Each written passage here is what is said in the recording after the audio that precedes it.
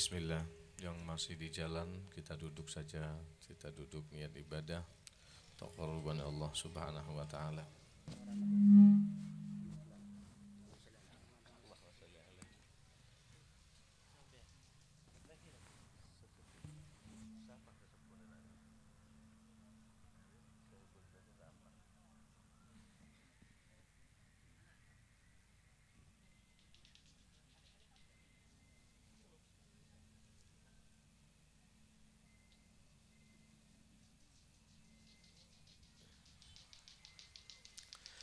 Bismillah.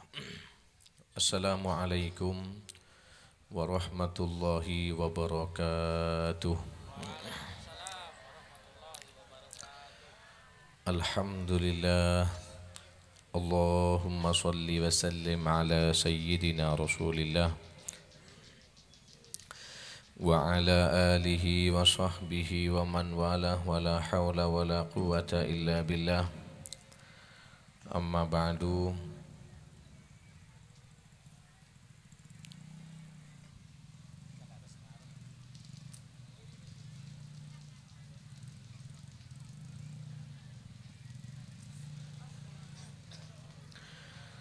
Sadatina al-afadil, para habaib, para kiai, para tokoh masyarakat, aparatur pemerintah, sahabat-sahabat Polri, sahabat-sahabat TNI, dan para pejabat-pejabat yang sempat hadir pada saat ini, anggota legislatif, khususnya Al-Ustadz Husain Ahmad Hafizahullah Mara'ah, dan sesepuh persaudaraan setia hati Ternate Singkawang, kemudian Pamter ya, cabang Singkawang, AJBS, kemudian Mama Muda. Wah, ini Mama Muda ini membingungkan nanti bagi Ustaz Husain ini. Saya dibisiki oleh beliau. Kemudian ini apa? CK Singkawang, Blur, Majelis Salsabila, Jamiatul Hadrah Salsabila, jazakumullah khairal jaza, dan juga sahabat-sahabat Majelis Ta'lim, teman-teman Bansar, teman-teman NU, teman-teman ormas-ormas Islam yang ada, dan juga Laskar. Masya Allah, jazakumullah khairal jaza, baik itu yang datang dari kota Madia, Pontianak ataupun kota Madia Singkawang, dari kabupaten dan lain sebagainya. Yang di jalan kecuali panitia mungkin kita duduk karena kita berada di tepi jalan raya supaya tidak mengganggu lancarnya lalu lintas yang ada. Kita duduk saja, tempat masih sangat luas. Insya Allah kita sholawatan bareng-bareng, kita ngaji peringatan Isra wal Mi'raj Nabi Muhammad sallallahu alaihi wasallam. Alhamdulillah, niat yang baik. Sekarang sudah malam 28 Rajab, artinya bisa kemungkinan malam esok adalah terakhir, atau bisa masih 2 malam lagi Rajab bersama kita. Rajab syahrullah wa Sya'ban syahri wa Ramadan syahru ummati. Dan Nabi selalu membaca di bulan Rajab, Allahumma barik lana fi Rajab wa Sya'ban wa ballighna Ramadan. Ya Allah, berkahi kami di bulan Rajab dan Sya'ban, sampaikan usia kami di bulan Ramadan sehingga kami mampu beribadah dan taqarrub ilaika ya Allah. Itulah apa sih barokah. Barokah itu kalau kita kembali kepada definisinya ulama adalah ziyadatul khair, tambahan kebaikan. Makanya kalau memohon dan berdoa, tambah ma'al afwi wal afiyah, artinya mohon keberkahan dari Allah Subhanahu wa taala. Waktu tatkala diberi keberkahan kita pakai bisa untuk ibadah. Harta tatkala diberi keberkahan oleh Allah juga akan bisa dipakai ibadah. Usia juga demikian, sehingga tidak ada beda kan dengan kita, dengan ulama-ulama yang memiliki karya dalam Islam ini seperti Imam Ghazali, Imam Nawawi, Imam Syafi'i, dan imam-imam yang lain. sama satu hari satu malamnya adalah 24 jam. Tapi mereka memiliki keberkahan dari Allah Subhanahu wa taala. Itu yang kita inginkan, sehingga setiap hari lah cobalah kita ya. Saya dan kita semua ini, dari semenjak kita bangun tidur sampai detik ini, ada enggak yang bisa baca Al-Quran? Ini kita PR saja sebelum kita sholawatan. Setelah kita sholawatan kita berdoa nanti supaya kekurangan-kekurangan itu Allah tutupkan. Beneran, kalau antum berkunjung kepada rumah-rumahnya ulama, ya, saya itu kemarin sempat keliling di Jawa dan Madura. Ya Allah, saya luar biasa mereka itu. Saya tidak bicara ulama tarim lah ya, tidak bicara seperti Habib Zain bin Smith yang hidupnya di Madinah dalam kondisi dihimpit, sekarang ini diawasi dan diintimidasi dan seterusnya, tapi beliau tidak mau keluar dari kota Madinah, kepengen dekat dari Rasulullah SAW. Saya tidak bicara itu. Contoh sedikit lah Habib Zain bin Smith. Ada teman saya dari Banjar, ini penting, anak-anak muda dan sahabat-sahabatku lah, kita renung sesaat. Sahabat saya itu namanya Ustadz Mustafa dari Banjar. Dulu kami satu alma mater, satu tempat belajar di Darul Lughah Dakwah Jawa Timur. Kemudian beliau ini adik kelas saya. Saya bertemu sama beliau di Madinah 5 atau 4 tahun yang lalu, atau lebih mungkin ya. Saya tanya, kebetulan beliau menjadi pendamping Habib Zain bin Smith itu, yang mendapatkan julukan Asy-Syafi'i Shaghir, yaitu dalam segi madhab Syafi'i, insyaallah beliaulah yang menjadi rujukan dunia pada saat ini. Fatwanya ulama-ulama Syafi'i ataupun yang bermadhab Syafi'i rata-rata merujuk kepada beliau, khususnya Sadah Ba'alawi daripada kalangan Habaib Alawiyin ini. Subhanallah, saya tanya, Mus, ente antum ini ngabdi sama Habib Zain berapa tahun? Beliau bilang sama saya, hampir 4 tahun Habib. Masya Allah. Wah, ente cerita terus dong sama Habib Zain, karena ente drivernya, supirnya, ente mengabdi sama beliau. Ente cerita apa aja kira-kira? Saya fudul gitu ya. Apa fudul? Kepo ya bahasanya anak muda ya. Artinya pengen tahu gitu, fudul saya. Mus, ente cerita apa aja Mus, kalau ente satu mobil sama beliau Mus, atau ente ngobrol sama beliau, apa yang diobrolkan? Saya pengen tahu gitu. Kata beliau, ana ini Bib, 4 tahun kira-kira, nggak ada omongan beliau itu kecuali waktu saya buka pintu, Assalamualaikum kaif halukum. Assalamualaikum, saya jawab Waalaikumsalam, kaif halukum, bagaimana keadaanmu, keluargamu, kesehatanmu, keadaanmu. Sudah, naik mobil nggak bicara apa-apa, zikir sampai selesai. Nanti sampai rumah, syukron, terima kasih antum dampingi saya, jaga ibadahmu. Beliau masuk ruangan. La ilaha illallah, 4 tahun saya baru ganti kata-kata santri kadang ya. Ada aja di tanah, ada nggak yang katanya bahasanya saudara saya, guru kita Ustaz Husain, si murnang-murnang gitu ya.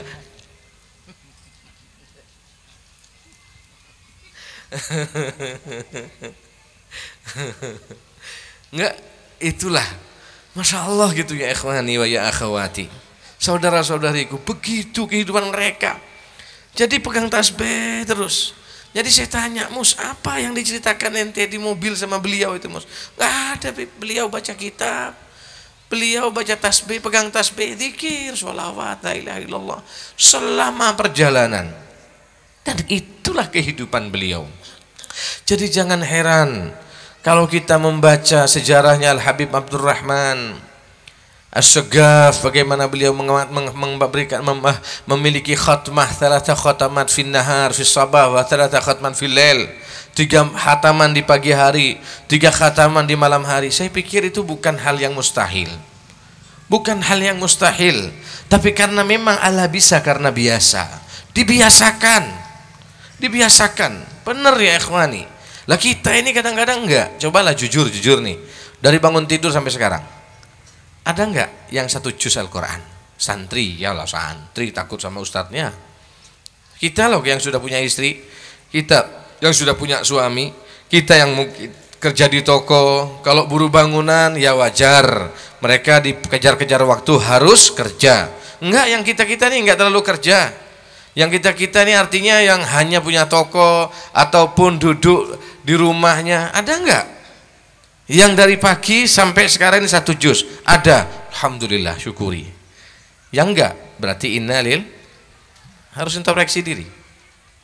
Ada enggak yang setiap harinya zikir sholawat 100, la ilaha illallah 100, astagfirullah 100, padahal wasiatnya Habib Umar itu minimal 300, sholawat 300, la ilaha illallah 300, kemudian astagfirullah 300. Udahlah, jangan terlalu, kita ini jangan terlalu 100 saja.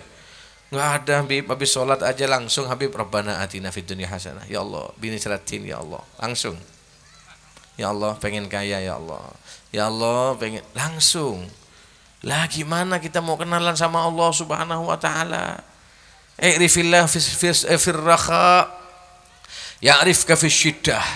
Kenalan dong sama Allah tatkala engkau dalam keadaan senang dan bahagia, maka niscaya Allah akan kenal kepadamu tatkala engkau dalam keadaan susah dan kejepit. Itu. Nah, ini gunanya ngaji.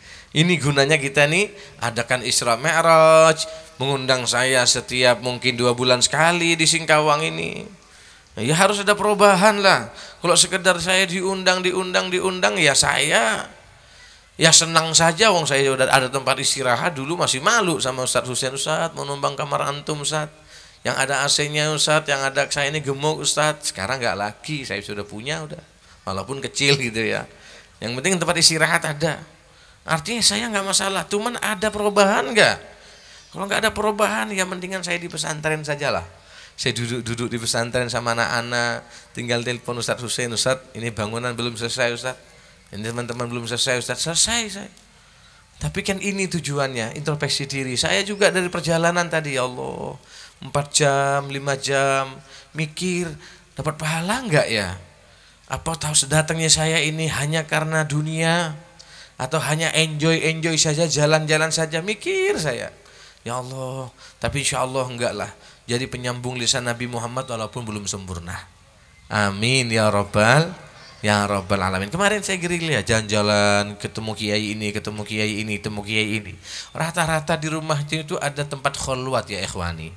Apa itu tempat khalwat? Tempat peribadatan beliau khusus. Kalau istilahnya mushola kecil gitu ya.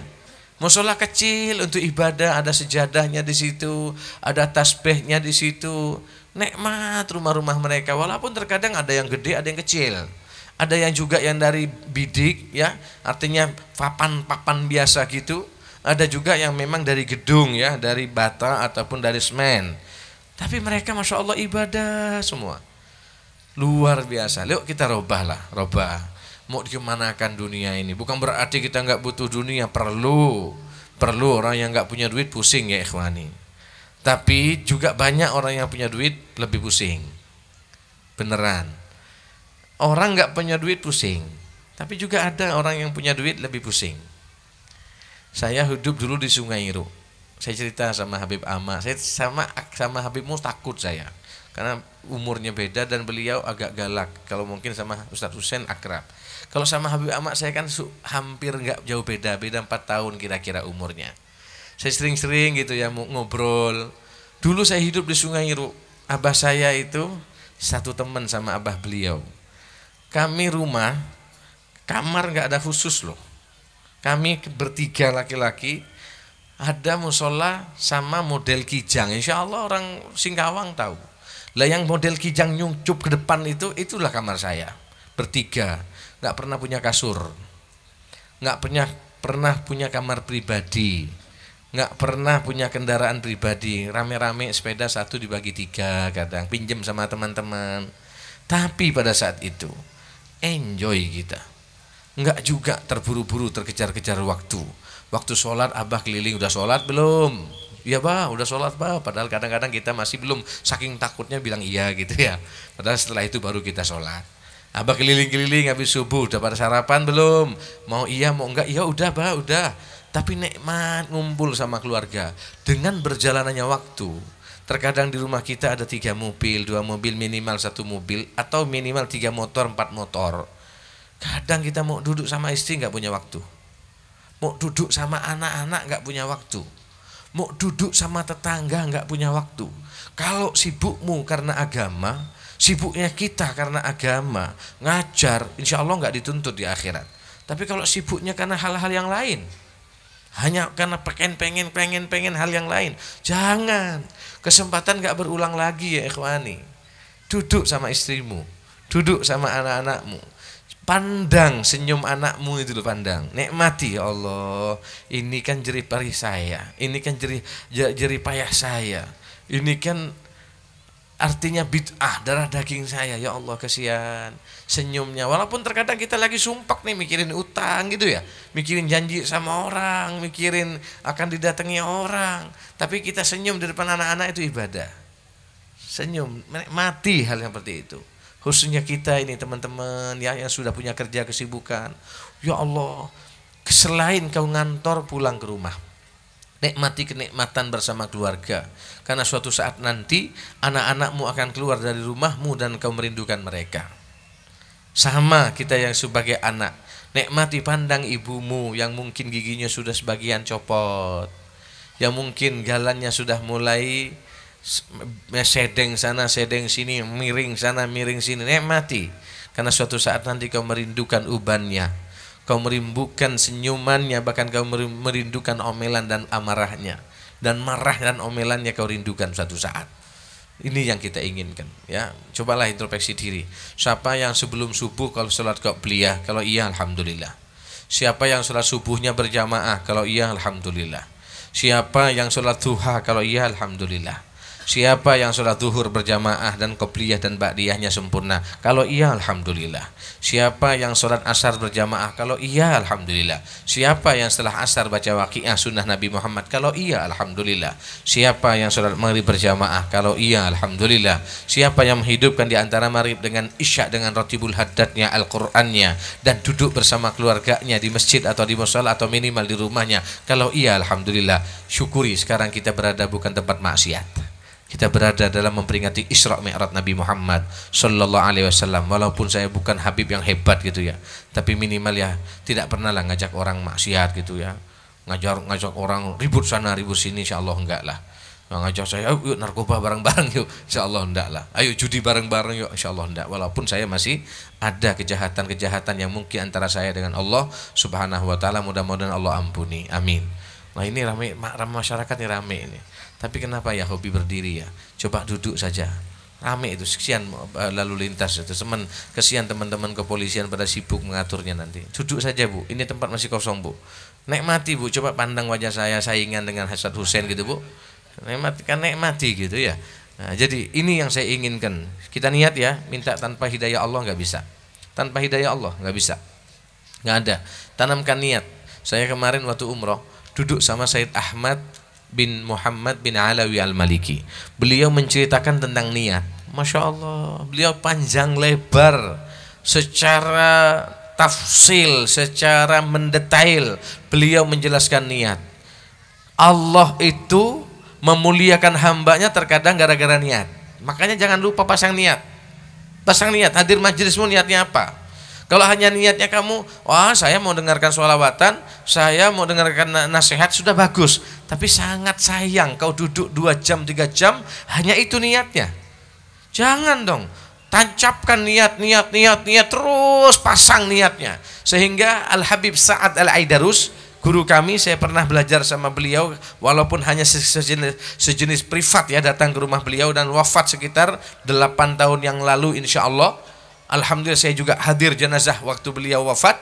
Masya Allah, beliau punya kitabun niat. Ayo yang bisa mengakses di internet, tolong catat. Kitabun niat karangan Habib Sa'ad Al-Aidarus. Terjemahannya sudah ada. Baca itu. Kalau antum nggak ngerti, WA saya. Ya tapi WA yang benar-benar lah. Cuman WA saya kadang-kadang cari alasan, jangan. Saya nggak punya waktu juga. Tapi kalau benar-benar mau ngaji nggak apa-apa. Kadang-kadang enggak Kiai, ya sama dengan antum lah, ada teman-teman hanya iseng gitu yang Kiai kan, ada juga gitu. Jangan, saya enggak punya waktu banyak. Tapi kalau betul-betul untuk ngaji enggak apa-apa. Ini kadang enggak. Habib, assalamualaikum, waalaikumsalam, ada apa ya? Enggak, cuma untuk WA. La ilaha illallah. Ya ngapain? Ya jangan begitu. Saya enggak punya waktu banyak. Tanya, coba lihat, klik, coba di Google cari ya. Ada di Play Store, cari Antum cari itu namanya Kitabun Niyat karangan Habib Sa'ad Al-Aidarus, terjemahannya. Coba baca. Bagaimana niatnya mau makan? Bayangkan, mau makan saja ada niatnya. Bagaimana saya ini mau tidur sama istri? Ada yang niatnya. Bagaimana saya akan menyuguhkan kopi untuk suami saya? Ada niatnya. Bagaimana saya akan menemui pacar saya? Tidak ada. Nggak ada niatnya, karena salah, caranya udah salah. Tapi bagaimana seorang TNI akan hadir di kantornya? Ada niatnya. Bagaimana seorang polisi menjalankan tugasnya supaya dapat pahala? Ada niatnya. Bagaimana seorang ustadz akan ceramah? Ada niatnya. Subhanallah. Kata Habib Ahmad bin Muhammad Al-Maliki, Abu Ahmad Maliki, saya heran tatkala baca kitab ini. Dari mana Habib Sa'ad ini bisa mendetailkan satu niatnya makan saja bisa sampai 20 niat. Cobalah saya absen satu persatu. Niatnya sampean hadir Isra Mi'raj itu apa? Paling banter 3. Pertama, kepengen lihat wajahnya Habib Toha. Yang kedua, kepengen hadir sholawatannya. Yang ketiga, ya mungkin ingin dengarkan nasihatnya. Yang mungkin kepengen ketemu sama cewek dan cowoknya. Mungkin ya, mungkin. Tapi ada yang seperti itu. Kenapa antum tak niat? Saya mau contoh ini ya, setelah niat yang tadi bagus tuh, saya kepengen silaturahim satu sama lain. Kapan saya mau silaturahim sama beliau yang di atas panggung ini? Kecuali seperti ini. Tatkala kau niat silaturahim, sudah berapa orang yang tercatat? 1000 orang kau niatkan silaturahim. Ya Allah, 1000 dikalikan 1000, bayangkan. Karena orang yang niat silaturahim, orang yang niat ngaji, itu lebih afdal dari mengunjungi 1000 orang sakit. Yang melayat 1000 mayit atau almarhumah yang telah wafat meninggal dunia, lebih afdal daripada bersedekah 1000 dirham ataupun 1000 dolar, dan seterusnya dan seterusnya. Niatkan itu. Yang kedua, saya mujahadatun nafas. Apa itu mujahadatun nafas? Malam minggu itu biasanya malam yang panjang nongkrong. Sekarang saya akan pakai untuk ngaji, bersolawat sama Habib Toha. 5 niat. Tak pakai lagi, saya niat terus pancapkan niat yang baik, ngomong hal itu untuk Allah, sehingga kita ini berniaga, berdagang dan berbisnis dengan Allah yang maha kaya, gitu loh. Orang yang punya saham, yang duduk di internet, yang punya saham itu hanya duduk dengan internetnya, pasang sana, pasang sini, pasang sana. 1 jam itu bisa mendapatkan laba dan keuntungan 1 M loh para hadirin. Kenapa? Karena niatnya dia, cerdasnya dia. Sama, kita berniaga dan berbisnis dengan Allah Subhanahu wa ta'ala. Kita minta sama Allah, insya Allah keluar dari pengajian ini ada perubahan dalam kehidupan kita. Amin Allahumma. Ini yang saya inginkan, niat yang baik. Jadi antum baca dalam kitab Hilyatul Aulia atau kitab-kitab tentang para wali-wali Allah, bagaimana sih mereka itu bisa menjadi orang wali? Apa karena memang sujudnya 1000 rakaat? Belum tentu. Apa karena memang mereka itu membaca atau mengaji sampai puluhan juz setiap hari? Belum tentu. Atau mungkin beliau itu memiliki wiridan yang luar biasa? Belum tentu. Contoh, Sayyidina Abu Bakar As-Siddiq radhiyallahu ta'ala anhu wa ardhah, tatkala duduk bersama sahabat-sahabat, Nabi bersabda bagaimana?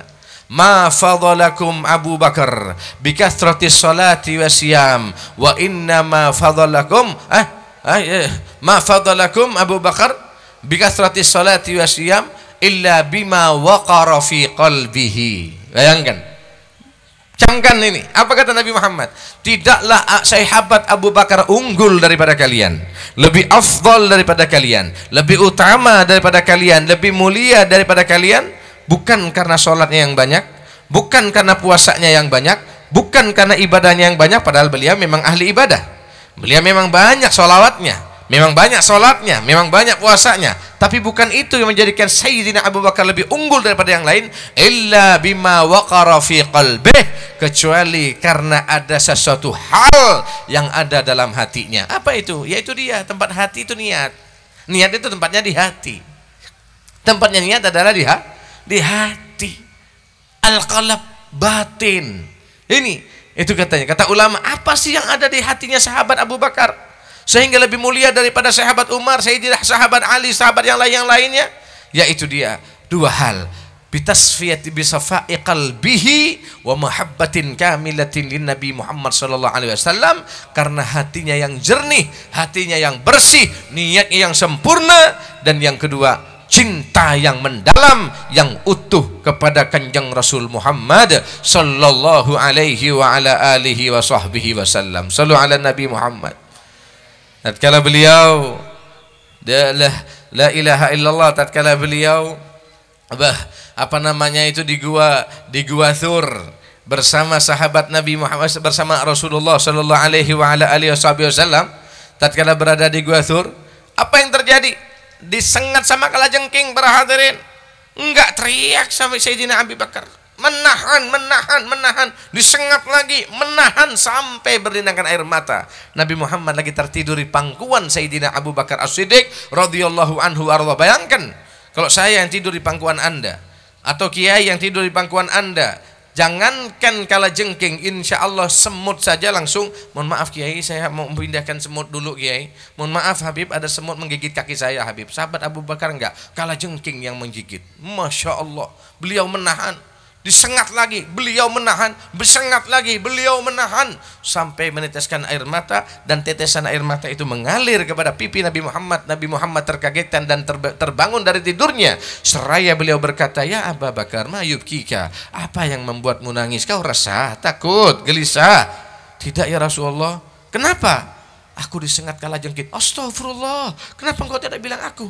Aku takut mengganggu tidurmu ya Rasulullah. Subhanallah, luar biasa. Aku takut mengganggu tidurmu ya Rasulullah. Aku tahan rasa sakitku, namun aku minta maaf tanpa terasa air mataku berlinang karena menahan sakit yang tidak bisa aku tahan, dan sehingga bisa menyambut ataupun membangunkan tidurmu ya Rasulullah. Itu sahabat Abu Bakar. Tapi juga ada kisah yang unik. Sahabat Abu Bakar itu sebelum Rasulullah SAW masuk ke gua tersebut, ke gua Thur itu, siapa yang masuk duluan? Sebelum Rasulullah masuk, sahabat Abu Bakar masuk. Jangan kau masuk ya Rasulullah, biar kami yang masuk ya Rasulullah. Makanya para laskar juga begitu. Tuh teman-teman dari polisi bagus tuh di depan gitu, mengawal. Sahabat Abu Bakar nyebol duluan. Apa maksudnya? Bukan kepengen enak-enakan, enggak. Takutnya ada ular, takutnya ada kalajengking. Jangan sampai Rasulullah yang tersengat, biarlah aku yang tersengat. Bahkan lubang-lubangnya ditutupi dulu sama sahabat Abu Bakar. Diambilkan kapas, diambilkan tisu gitu ya, ataupun kertas-kertas yang ada, ataupun mungkin seperti daunan yang ada, ditempel semua. Ditutupi lubang-lubang yang ada itu di pinggiran gua itu.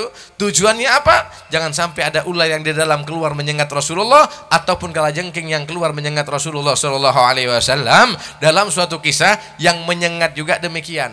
Padahal ini kalajengking dalam satu riwayat tatkala kita baca sejarah, hikmahnya bagaimana? Ini kalajengking bukan ingin menggigit Nabi, menanti Nabi, rindu sama Nabi Muhammad sallallahu alaihi wasallam. Dia tahu bahwasanya suatu saat Nabi Muhammad akan masuk ke gua tersebut. Sudah ada berita di antara alam mereka, sebentar lagi Nabi Muhammad akan masuk ke sini. Yuk kita siap-siap. Datang Sayyidina Abu Bakar menutup lubang-lubang mereka. Dendam dong. Sang idola akan datang, dia halang-halangi coba. Waduh, langsung ada di antara mereka yang nerobos lubang tersebut dan menyengat Nabi, menyengat sahabat Abu Bakar. Kata ulama, sebenarnya mereka tidak ingin menyengat sahabat Abu Bakar, tapi saking kesalnya sama Abu Bakar, aku tuh tidak ingin menyengat Nabi, hanya ingin melihat Nabi. Loh, lubang kami kok kau tutupi, sehingga aku terpaksa menyengatmu. Itu makna daripada cintanya kalajengking kepada Nabi Muhammad sallallahu alaihi wasallam. Gak ada kalajengking mampu menyengat Nabi Muhammad pada saat itu. Nabi sudah Rasul, Nabi sudah Nabi. Subhanallah. Iya kan? Tatkala unta ngamuk saja Nabi datang. Ada orang yang mengadukan untanya ngamuk. Kemudian datang seorang kepada Rasulullah, ya Rasulullah, untaku lagi mengamuk ya Rasulullah. Di mana untamu? Itu ya Rasulullah. Akhirnya si unta tersebut lagi memerah, lagi muter sana muter sini, akan menerkam orang ini. Akhirnya Rasul datang, ya unta, kenapa engkau mengamuk? Dia geleng kepala, geleng pernah menunduk di hadapan Nabi Muhammad sallallahu alaihi wasallam, dan seakan-akan berbisik di telinga Nabi Muhammad sallallahu alaihi wasallam, teringat. Dan kemudian Nabi berbisik lagi, dan Nabi berbisik. Kaget orang ini. Akhirnya Rasulullah tersenyum, ya fulan, aib, Alek, nggak boleh kayak gitu. Kenapa sih Rasulullah? Gerangan apa yang terjadi Rasulullah? Ini nih, untamu tuh ngeluh. Kamu tuh nggak punya perasaan. Pagi, siang, malam disuruh kerja nggak dikasih makan. Minum dikurang-kurangin. Ya kesel lah yang namanya unta, dia ngamuk sama kamu. Dan dan lebih parahnya lagi, kamu tuh nggak mikir-mikir. Beban yang dibebankan, dipikulkan kepada unta ini bukan beban yang sepantasnya untuk dia. Untamu ini sudah berumur, nggak pantas kau terlalu berat. Yang sepantasnya kau hanya mungkin bebankan 300 kilo, kau bebankan 600 kilo. Ngamuk dia.